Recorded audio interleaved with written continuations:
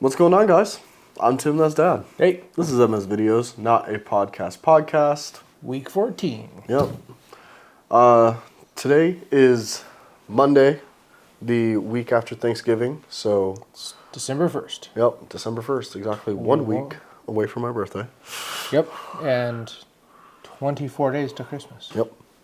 So, the weeks are coming and going. It's good to see feedback, positive, negative, all of it. So that leads us into make sure you're liking and subscribing because all of it helps. Yep, and share and comment and yeah, it all does help. Yeah, we didn't even really touch on the fact that, last month was 2 years on YouTube. Yep.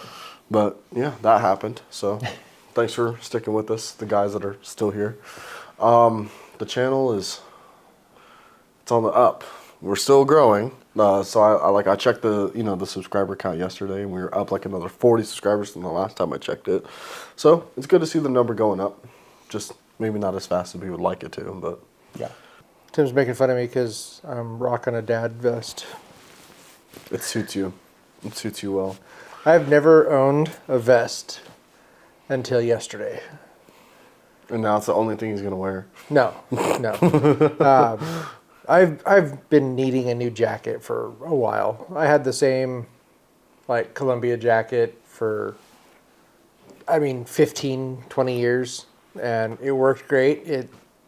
But it didn't fit me right because I've lost weight over the years. And Stephanie kept hinting that I should get a new jacket, oh, you should try this on. We'd be supposed, oh, you should try this on. You need some new clothes. I'll be like, what? I'm fine. It's comfortable. No. So, anyways, the cold weather started to hit, and it was in the 20s in the morning, and I was like, this jacket's just not cutting it for my body because it was zipped up, but there's air coming underneath because it wasn't tight on my body. And so I was like, well, Black Friday sales, let me just hop on to Shields real quick and see if they have any, cool KUHL, the brand, on sale. And they did. And I'm like, crap, I guess I'm going to Shields for a minute. So I drove down there and they had the jacket I wanted. I bought it. And it fits me, perfect. When I raise my arms up, the sleeves don't creep up. They stay at my wrist. But it's thin, it fits, it's not baggy. And this is the same jacket, just in a vest version. And so I had my big flannel on, and I was like, if I'm rocking a flannel, where it's you don't want to be too hot, but you're just still, it's just cold, you can have your arms covered with a flannel, and then just have this on, and it keeps your body warm. Right. And you're using your arms. And I was like, this is actually pretty cool. How come I've never done this? It's been... He's embracing the dad mentality right here. I don't know. On camera. Functionality wins. So yeah, anyways, I got myself a new vest and a new jacket.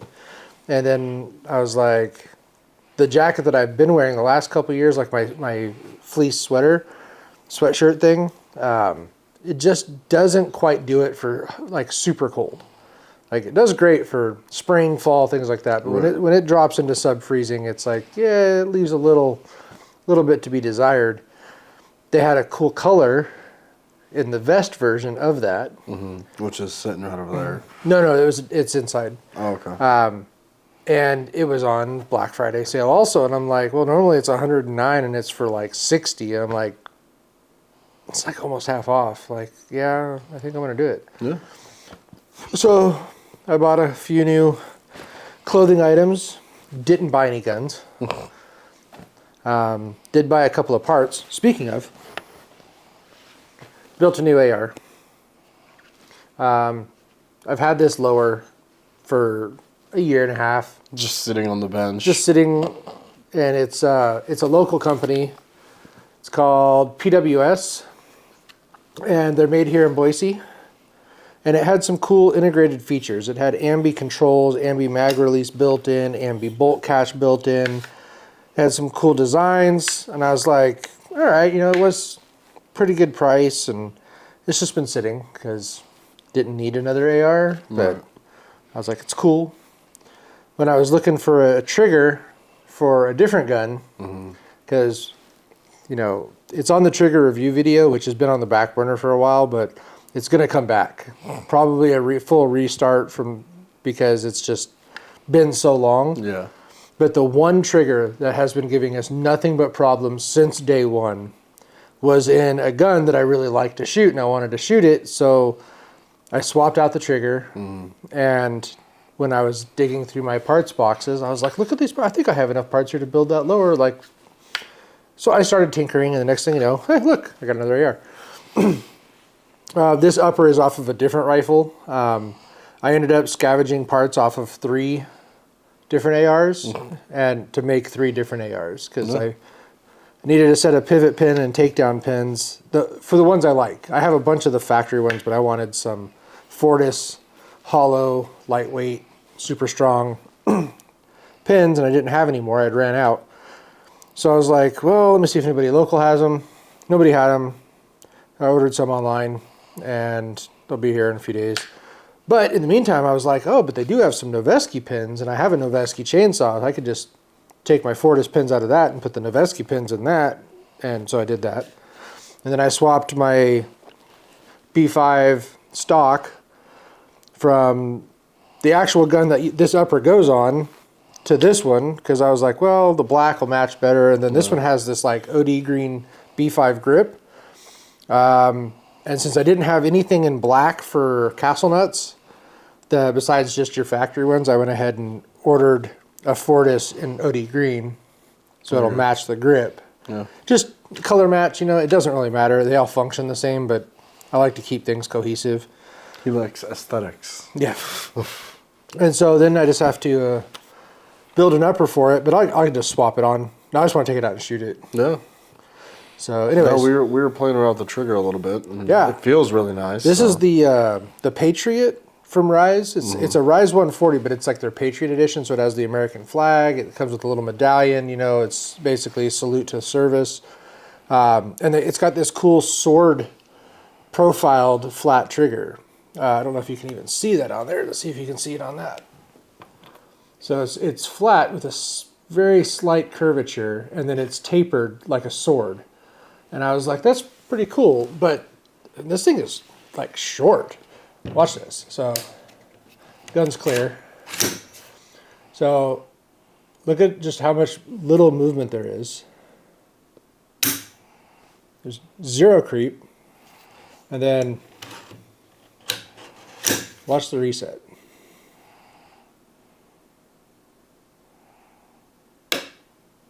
Fire. Like zero movement after reset. That's a nice trigger. So, anyways. Just something to talk about. Yeah, new toys. So let's jump into it. Something a little different. Normally we talk about the news first, so I broke tradition. That's my bad. Since you brought up guns, I guess we'll start with guns first. And Take it away. Before I forget and get to the actual notes that we have here, we'll talk about some of the laws and stuff that happened over the last week. So there's been a lot of chatter this week. Basically, there was a bunch of 2-year bills that got thrown out the window because there isn't enough funding in the state of California to approve them. Yeah, so just a quick recap. If you don't know how California works, when a law gets introduced, they have 2 years to act on it. Right. It's not an annual thing. So it's like if a law gets put into there, they can sit on it for over a year before they decide to do anything with it. So it's on the books. It's just sitting there, and then 18 months down the road, they'll be like, well, yeah, we're going to go ahead and push that through. Let's revisit some of these, put away. So some of these really stupid laws have been put out there at the beginning of 2025, and they don't have to actually act on them until the end of 26. Yeah. But a whole bunch of them, there was like 4 or 5 that they basically booted off of this 2-year thing, and they can't bring it back up until the end of the 2 years. So that means they can't even be talked about again until 2027. Yep. And they were all squashed because of funding. Yep. Because California's like, we don't have any money for this. And so, if you're following the agenda of the people that are actively trying to take away your Second Amendment rights, you'll soon realize that you don't have the money to support all of these bills that are trying to take away your guns. So a few of them, I wasn't paying too much attention to some of the smaller ones, but Yeah. I mean, we're talking about the big one here, which is essentially, it was a bill, I think it was AB 1333, which basically said that in a self-defense situation, you were no longer allowed to defend yourself. You must do everything in your power to try and escape the situation before trying to defend yourself. Yeah. So to paraphrase that, somebody breaks into your house. They have a weapon. You feel threatened for your life. You cannot defend yourself unless you try and escape your own house first, is how this law was written. Yep. It was completely crazy. There was no stand your ground law. It was the complete opposite. It was there's an exact wording, but it's basically you must try and retreat first before you can defend yourself. So only after you try and jump out a window, escape through a door, get away from the bad guy who's in your house. Yeah. If you exhaust all of those and you are unable to escape, then you can defend yourself under extreme scrutiny from the law, the legal system. So I'm glad that one went away, because that's just ridiculous. You know, and, you know, the whole hypothetical was, imagine being in a situation where you have to defend yourself. Mm-hmm. You shoot the bad guy's dead. Cops show up, and give a report, and they're like, oh, wait, so you didn't try and jump out the kitchen window? Well, we got to send you to jail. Yeah. But you, like, what kind of this state and country do we live in where that is no longer a thing? Yeah. So glad that one's gone. That was the big one. That was one of the 2-year bills that was sitting that we were like nervous to see happen, you know? So glad to see it gone. Yeah. And as far as other laws go, there's still a bunch of pending court cases and stuff like that happening. So it is really just a waiting game. It is the holiday season. So we're expecting everything to move even slower than usual. There is a gathering, a meeting, whatever they call it, on December 12th. They're gonna visit some of these laws and cases. So stay tuned in 2 weeks after that comes out. I'm sure there'll be a bunch of chatter coming down on the 13th. Definitely. We don't dig into the laws like some of the other channels out there. And if you're into the nitty gritties, please find them, subscribe to them. Yeah. Because I just honestly don't have the time to dig into that much detail. Yeah, we give you the Cliff Notes version. Yes, exactly. That's how I like to tell people, what we do with our podcast. It's the meat and potatoes. Yeah. And I always say that because that's how I feel. We cut out the fluff, we cut out the clickbait. We just say, here it is. Here's the headlines, and here's a quick brief talk about it. If you want to learn more, Google's your friend. Yep. So, with that being where it is, talked about the new toys, talked about the laws. Let's get into some of the releases that I found this week, starting off with the Texas typewriter. This comes from Black Collar Arms, based out of Texas, and it's basically just a semi-auto 22 long rifle that they made fully modular. yeah. Lets you, switch out your stock, switch out your grip, switch out, any part of the gun that you would like with any other traditional Ruger 1022. 1022 part. So, it's kind of cool. It uses 1022 parts, but into a system that you can customize however you see fit. Mm-hmm. And the pictures look pretty good. I want to get my hands on one and try it so that I can actually comment on how it shoots. But, according to the spec sheets, this thing's pretty cool. Yeah, so it's a loosely, phrase 1022, right? Yeah. But it has a skeletonized foldable stock. It has, I forget the M-lock rails, and just a few other features that make it unique. Integrated. I don't want to say integrated suppressor, but no, it did have threaded barrels, but then they also said that you can use regular 1022 barrels. Yep. So it's just very modular, which is kind of the whole point. It uses a monolithic it's in core receiver. The receiver is monolithic, and it's built into the receiver is built into the chassis. So it's kind of like a cool all-in-one combo. Mm-hmm. But then you could also tweak it off of your custom 1022 parts, and it's pretty neat. They offer it in a complete version or a build kit. Yep. And the build kit's coming in. I mean, it's, they're asking a pretty penny for it. It's $694 or something like that. Yep.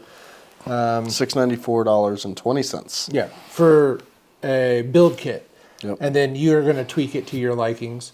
Or you can buy one of their completes for $1,500. Yep. Or you can get it in a pistol version, which is $1,350 starting. 13. Yep. But the pistol is awesome because it offers it in 3 or 4 different 8, sizes. 10, 12-inch barrel. Yeah. All come with an M-lock or an Arca handguard. It's pretty cool. I mean, you're rocking a 6-inch barrel on something like this. You're basically rocking a literal pistol at that point. Yeah. But I don't know. I just thought it was something cool. And, with the way the world is going right now, I don't know. There's just not a lot of super big releases. So we grab what we can. Yeah, if you have one or if you've shot one, comment. Post a video. I'd love to see it. Yep, definitely. Next up on the list, we have Magpul talking about their new RXM grip modules that they're releasing. And they literally directly compared this to what SIG is doing with the 365. Mm-hmm. How you can literally switch out your grips for different sizes depending on how you feel the gun should fit in your hands. Yeah, so they took a literal Glock clone. Yep. And they put it with a fire control unit. Mm-hmm. So you serialize the fire control unit and you drop it into this Glock clone, the RXM. But, that was a co-build with Magpul. Yep. And so it was like Ruger and Magpul together made this RXM, and then Magpul said that they're going to throw a lot of support at this gun, so that if you buy one, you're not stuck with just a gun that's just like a Glock. Yep. And so they just released their grips. Yep. Their grip modules, or they called them something, the handgun. Let's see. HSM, I think is what they called it, but yeah, they gave it a hell of a name. It took me. So Magpul supplied enhanced handgun grip, or EHG. Offers much of the same modularity as the 365 and the 320 from the SIG, which means basically if you have a bigger hand, you get a bigger grip. And the RXM originally came in like a Glock 19 style grip and size, and now they're offering it in a Glock 17, which means a bit bigger, And if you if you have, say, one specific kind of Glock mag that you wanted to use, well, now you have the opportunity to do so by getting this other Glock module, and it's only $39. It's not like you're dropping another couple $100 on what would essentially be another gun. Not at all the case. And the RXMs are fairly inexpensive. They came on the market literally trying to undercut Glock. They're like, oh, well, we can do it for cheaper and better. Yeah. And so they made a Glock clone called the RXM, and they retail for in the 200s. Yeah. Which is pretty cool because, that's just above high point money. Yeah. But if it performs even a fraction better than a high point, you're already off to a better start. But last on the list for guns, as far as gun releases this week, is the new Beretta AX800 Suprema. And this is a waterfowl shotgun. They designed this specifically with hunters in mind. Mm-hmm. But it just offers a bunch of new features and, options that you wouldn't normally have with other Berettas. Now, they did take some of the likings of the A400. Great gun. And just enhanced them, right? To make it more hunter-friendly and reliable. Yeah. They also made it faster. They made it lighter. They used better parts in some of the places where they saw weak points. They basically took everything that everybody loved about previous versions and made it better with this version. Yep. Which is always something that you want to hear coming from a gun company. Kind of sums it up, as a whole. I'm a big fan of the Beretta shotguns. They're buttery smooth. They're approved for duty use in a lot of the really hard counties to get permission to use those types of guns, and they've cleared all those. So, coming from Beretta themselves, they say. Is there a quote? So this first little subparagraph here was a direct quote. So it says, building on his decades of experience in sporting shotguns, Beretta has designed a new auto-loading 12-gauge that is engineered from the ground up for waterfowl, the new AX800 Suprema. So they took everything that they liked and said, let's do it better. And that's how you get the AX800. And there will be pictures for all of these, I promise. All right. I already pulled them all. So moving on to the cars. That wraps up gun stuff. But I found a couple of things on Car and Driver that we haven't talked about yet. And one of which we actually found a couple weeks back. And we didn't talk about because it wasn't confirmed. It is now because there was actual, like a physical version of it at a car show. So first up on the list is a 2026 Ford Mustang Shelby GT500, the new American pony car. This was directly made to combat the complaints about the Dark Horse and the GTD. Was that what it was called? Yeah. Yeah, so Big money. The Mustang GTD and the Dark Horse, which I found out is actually a European-only model, they're $350,000 to $400,000. Damn. They're For a Mustang? They're a hell of a Mustang, right? So limited production, super spendy price tag makes it pretty difficult to get one of these super high performance Mustangs. So they said, well, let's not give them quite the same, not quite as much as you would be getting with 300 grand. We'll tune it down a little bit and we'll make a lot more of them. And that's where the Shelby GT500 came in. It's not too different looking from the GTT or the GTD or the Dark Horse, but it does offer, you know, the classic racing stripes of the Shelbys and could possibly be getting a new V8 engine that's supercharged, 6.2 liters, called the Predator. You know, it's in the works. We still don't know a lot yet, but that would be pretty cool. 6.2 liter supercharged V8. Yeah. Coming out of a Mustang. Got my ears perked up. Yeah. Next up on the list, and this one caught your ears more than it did mine. Yeah. The new 2026 Ram 1500 TRX. Yes. So the TRX stopped being produced last year, right? In 2024. I wasn't even aware of that. Yeah. Like I really like the TRX, and I was like, oh man, maybe that's the truck I should get. It gives you the performance, it gives you the off-road, it gives you the back seat space. Yeah.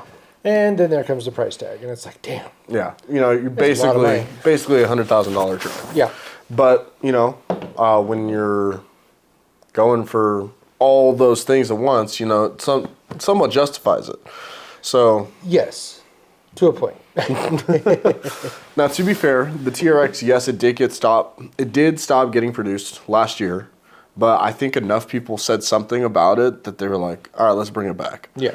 Now, one of the headlining quotes for one of the articles that I was reading on the TRX is the Ram TRX and the Raptor R are playing miles per gallon as if it was a golf score. And I genuinely laughed out loud at that because apparently these guys are gas guzzlers. I mean, as they should be. You know, if you're getting a 800 horsepower truck, you better be spending the money on the gas. Well, and I wanted to take it a step further and get a Hennessy Performance one.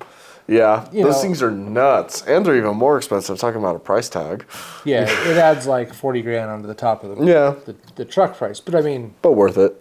You gain an extra 300 horsepower. You gain an extra 4 inches of suspension travel. Like you get a lot for your money. I don't know if it's worth 40 grand, but it's a pretty freaking cool truck. Yeah.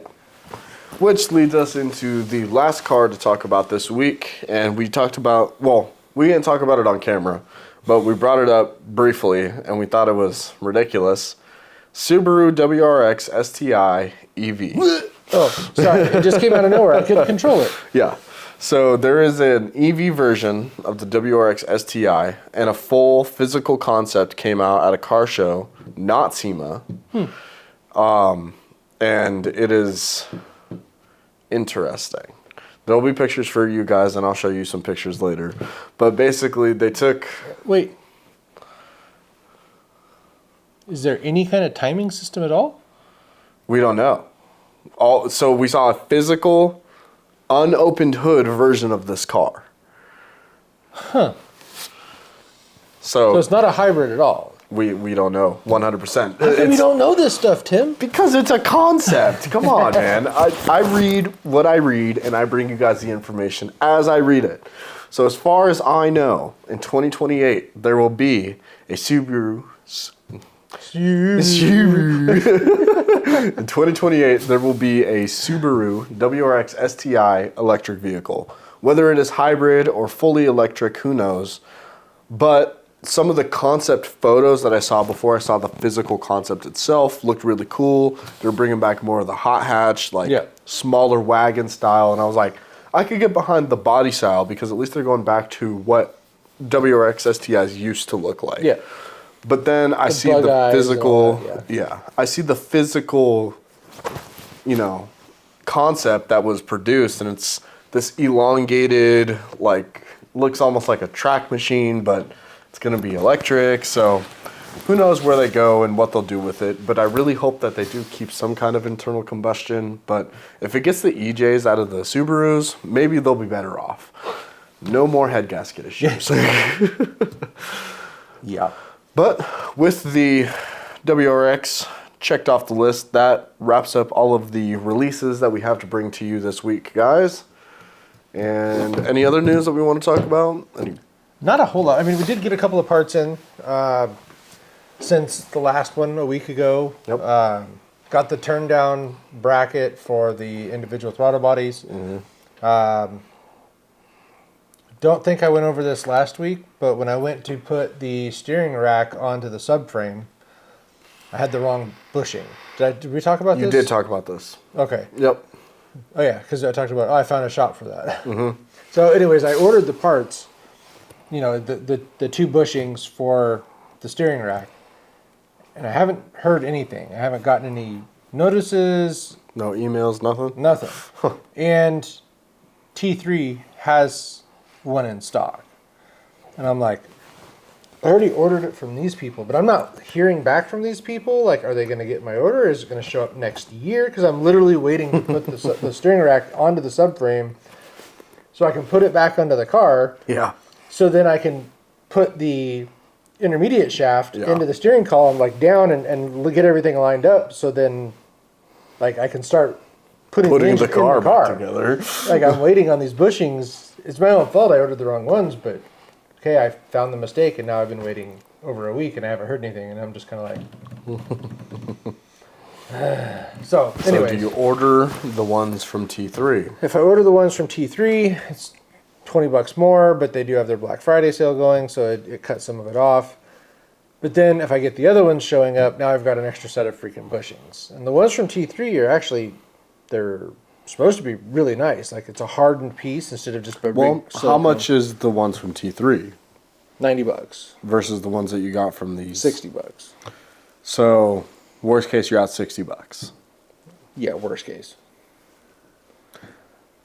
A part of me, like, at least with T3, you're going to get responses. You're going to get an estimated time arrival. Yeah, I mean, anytime I order anything, it's basically ships the next day. Yeah. Like, they're on top of their stuff. And I respect that. From a consumer, like, I really like it when they just communicate. Even if it's just through email. You're not talking to anybody. Nobody has to answer their phone.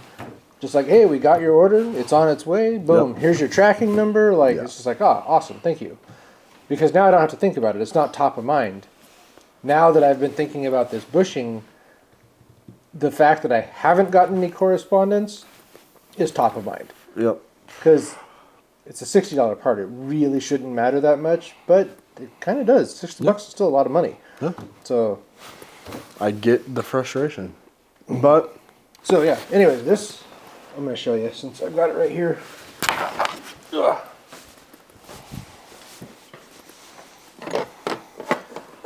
So this is the turn down kit from SQ. Right. And that little bracket.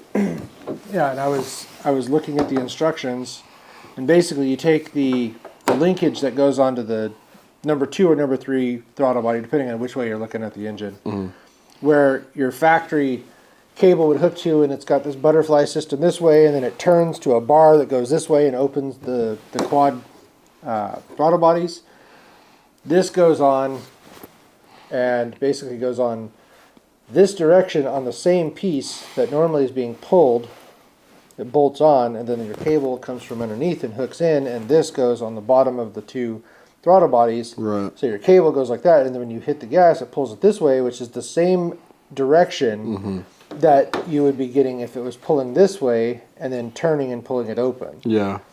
And from what I've read from different companies, going this route where it's direct engagement onto the shaft instead of through this, series of intricate springs and bars, the throttle response is much more tight and crisp. I was about to say, it seems like you'll get better throttle response, or at least feel better. Yeah. You may not get any actual gain in performance, but it'll feel better to you. Right. And then it also just cleans up the top of the whole system. Because right now there's this linkage system, and then there's a bracket here to hold a cable, and then there's a bracket over here for cruise control. And it's like the entire top section of the ITBs is just all these other units on top. And by switching to this, it gets rid of all that. Yep. It's just gone. So I'm excited to put it on. I was going to try and get that intermediate shaft heated up tonight, but I can't find my heat gun. So that means either I start digging apart all the boxes until I find it, because I know I have one. Yeah, Or, somewhere. Or I buy one at work for $9 and I hate spending money on stuff I already have, Yeah, I get that. But, that everything? Yeah, I feel like you're rushing me off. How long have we been talking? 30 minutes? Yeah, we're good. I'm good. Just, don't want to make dead space, Yeah, don't want dead space. Yeah. Black Friday's coming to an end. It's Cyber Monday, and it's almost done. Yeah, all the deals end tomorrow, basically. Yeah. So, spend your money while you can. Right? But, anyways, guys, thank you for tuning in. Make sure you like, comment, and subscribe. Lets us know that we're doing what you guys like. Yeah, it's important. My name is Tim. That is Dad. Hello. This is MS Videos, not a podcast. Week 14. And we'll catch you next time. MS Videos. We out. We out.